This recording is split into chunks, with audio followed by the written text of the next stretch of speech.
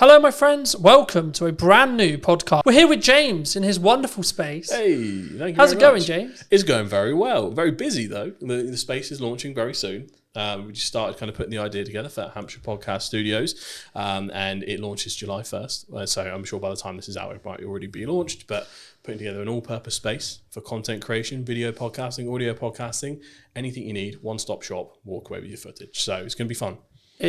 I think it's an interesting space, right? Because I think so many people find podcasting really hard to do, to know how to do it. Yeah. But also, not even from a tech side, just being in the psychology around creating content, but especially having a conversation. I think maybe it's slightly more natural with the conversation element, but I wasn't actually going to start here, but I think it's a nice place to start. Why not? How would you say right now to people who are maybe watching this, who are looking at this and going, I kind of know I need to be doing content, yes, but it's terrifying.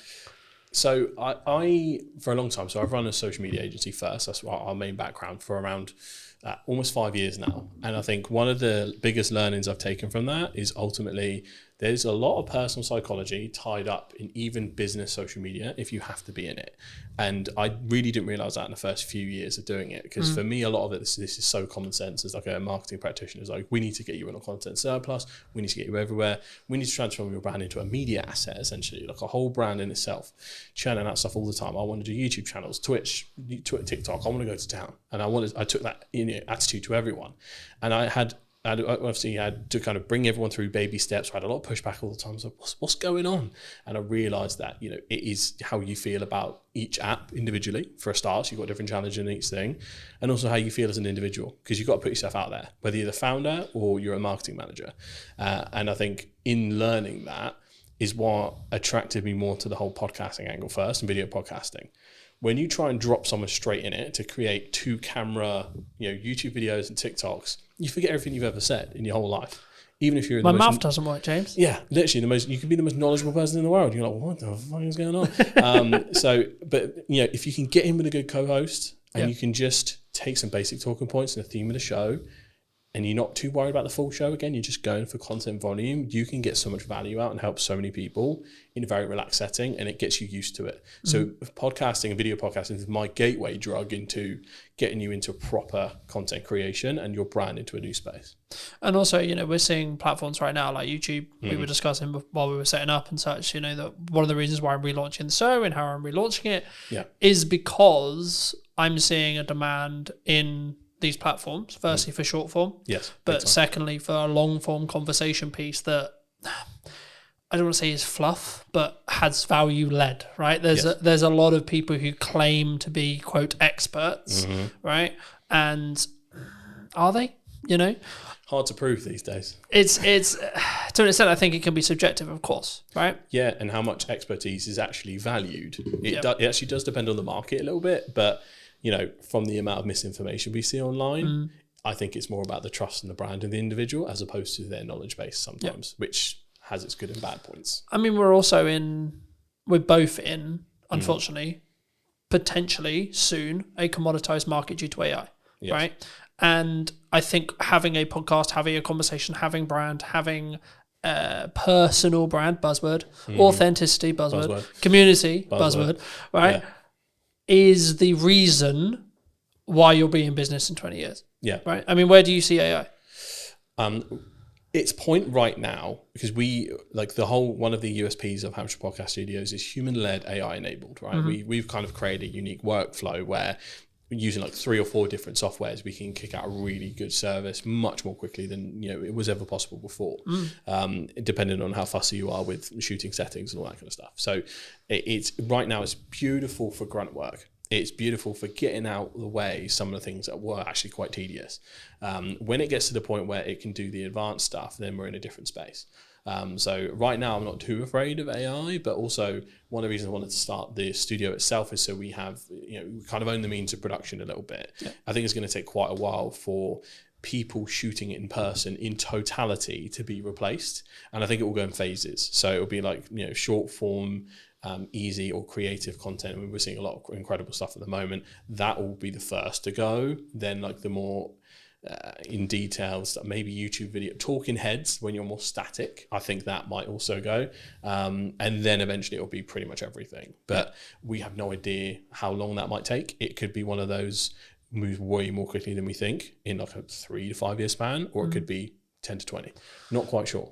It is interesting, right? Because we're also in a world where AI influencers are a thing now. They will continue to be a thing, right? And I think the commoditization, the commoditization of attention, the gathering of attention, is what marketers want, right? Yes. What we're talking about when we go into detail and we add value is the tactics and the nuance that comes with, like when we first met, we were talking about TikTok as an idea, right?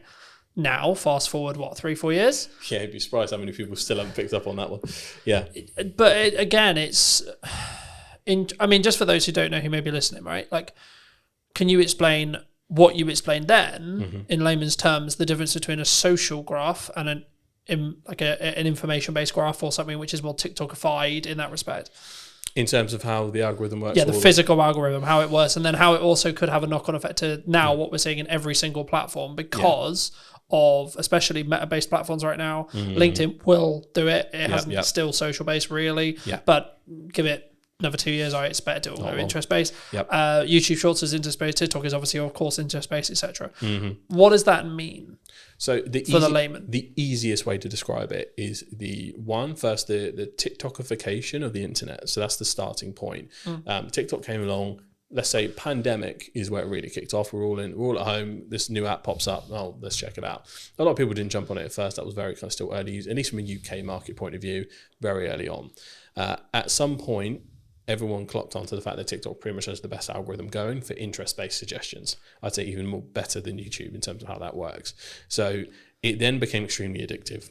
Every other platform caught on to that, realized we're going to get left behind in the interest-based economy. We have to get on that. So now every single platform has an interest-based video feed, and now pretty much main feed, especially the Meta suite, that's gone full interest-based. I think X/Twitter, that has gone interest-based.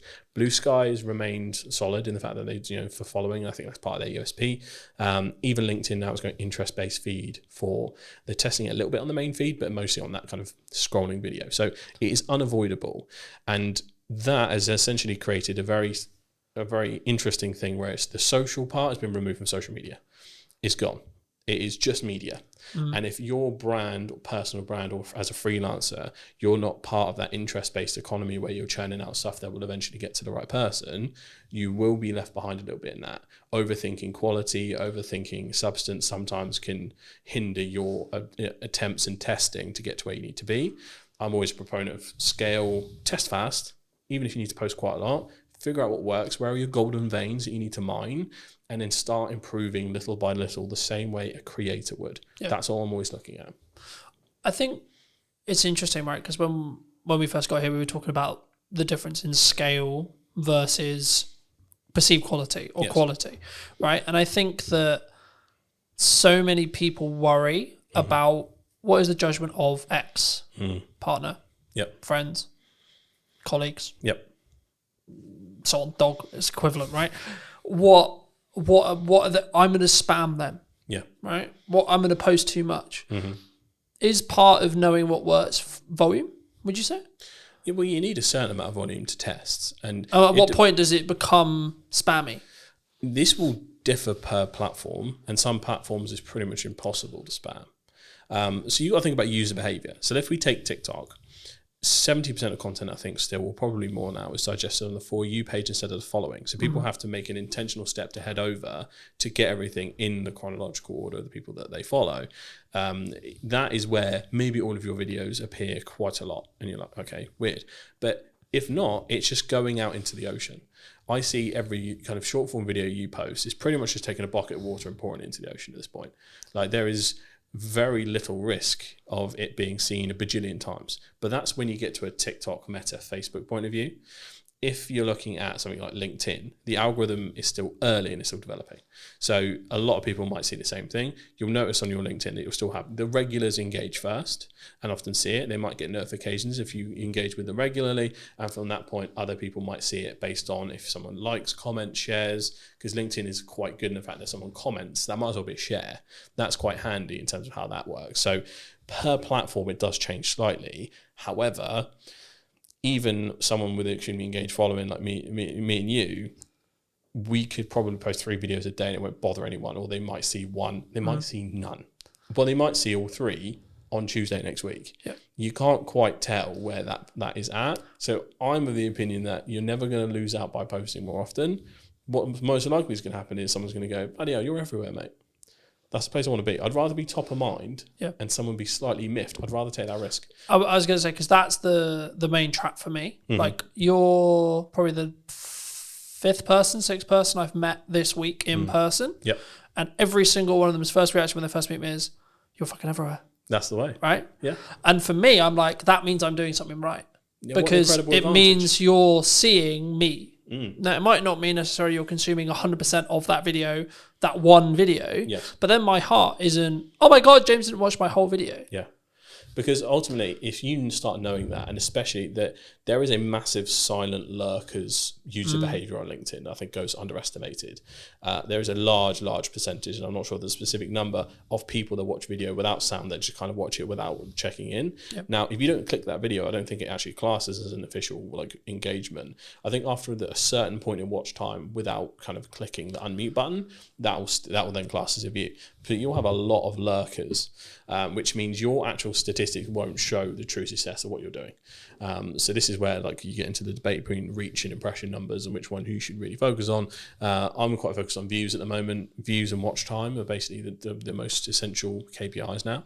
But in terms of how you need to look at LinkedIn specifically, yeah, I think you just go nuts.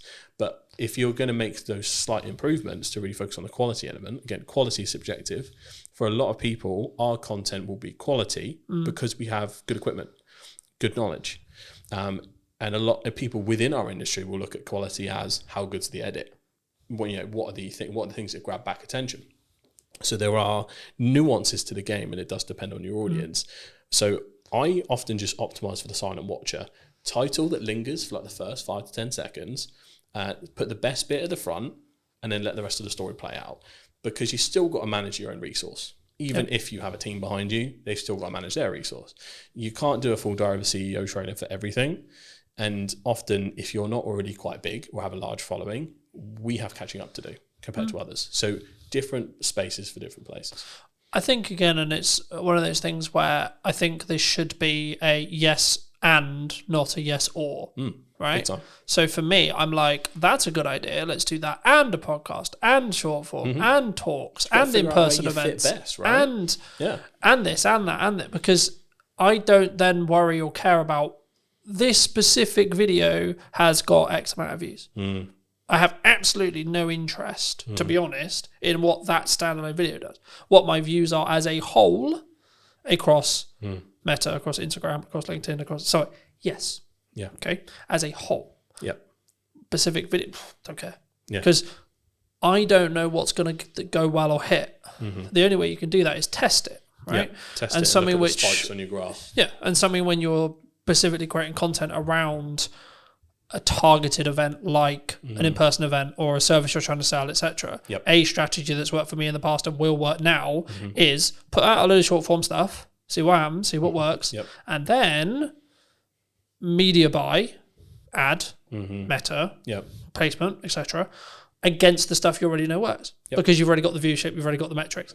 And that way you're not then potentially wasting pounds or dollars figuring out going, is this good? Now, this is one of those things where you might want to tweak the copy slightly because it's an ad and not a post, etc., things like that. But overall, it's going to work because you already know the creative's good, you know?